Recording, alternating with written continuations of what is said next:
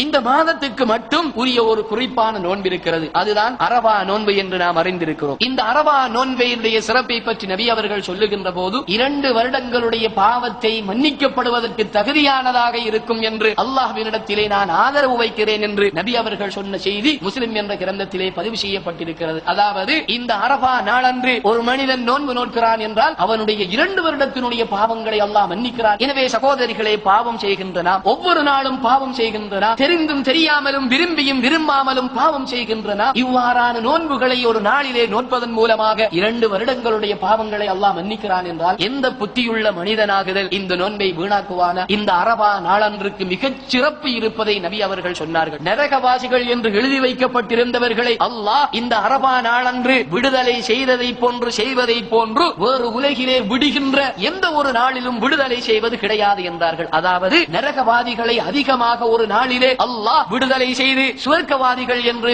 ஆக்குகிறான் என்றால் அது இந்த அரபா நாளில் தான் அதிகமாக செய்கிறான். அத்தகைய ஒரு அரபா நாள் எம்மை எதிர்நோக்கிக் கொண்டிருக்கிறது. இந்த அரபாவினுடைய சிறப்பை பற்றி நபி அவர்கள் சொல்லுகின்ற போது ஹஜ்ஜுக்கு சென்றவர்கள் யாரும் அரபா மைதானத்திலே தங்கவில்லை என்றால் அவர்கள் ஏனைய கடமைகளை செய்வதை விட வீட்டுக்கு வந்து விடுவது மேலானது. ஏன் தெரியுமா? அந்த அரபா மைதானத்திலே ஹஜ்ஜுக்கு செல்லுகின்ற யாரும் தங்கவில்லை என்று சொன்னால் அவர்களுடைய ஹஜ் கூடவே கூடாது, ஏற்றுக்கொள்ளப்படாது. எனவே இவ்வாறான ஒரு நாள் தான் அந்த அரபாவுடைய நாள். ஹஜ்ஜாஜிகள் எல்லோரும் மக்காவிலே அந்த அரபா மைதானத்திலே இருந்து ரப்புல் ஆலமீனிடத்திலே தங்களை ஒப்படைத்து, யா அல்லாஹ், உன்னை நாடி நாம் வந்திருக்கின்றோம், எமது பாவங்களை நீ மன்னிப்பாயாக என்று மனம் உருகி தன்னுடைய 2 கைகளையும் அல்லாஹ்வினிடத்திலே ஏந்தி திக்ருகளோடும் துஆக்களோடும் பிரார்த்தனைகளோடும் அல்லாஹ்வை நெருங்கிக் கொண்டிருக்கின்ற ஒரு நாளன்று நாம் என்ன செய்ய வேண்டும்? நோன்போடு அந்த நாளை நாம் கழிக்க வேண்டும். மிகச் சிறந்த ஒரு நாளாக அந்த நாள் இருக்கிறது. நரகவாசிகளை எல்லாம் அந்த நாளிலே அதிகமாக அல்லாஹ் விடுதலை செய்து கொண்டிருக்கிறார் என்கின்ற அந்த நாளன்று நாமும் நோன்பு நோற்றவர்களாக அந்த நாளை கழிக்க வேண்டும் என்று நபி அவர்கள் விரும்பினார்களே, சொன்னார்களே. அந்த ஒரு நாள் எம்மை இந்த மாதத்திலே எதிர்கொண்டிருக்கிறது. அந்த நாள் அன்று நாம் இந்த ஒரு நோன்பை நோற்பதன் மூலமாக அந்த அரபாவினுடைய சிறப்புகளை நாமும் பெற்றவர்களாக மாறிவிடுகிறோம்.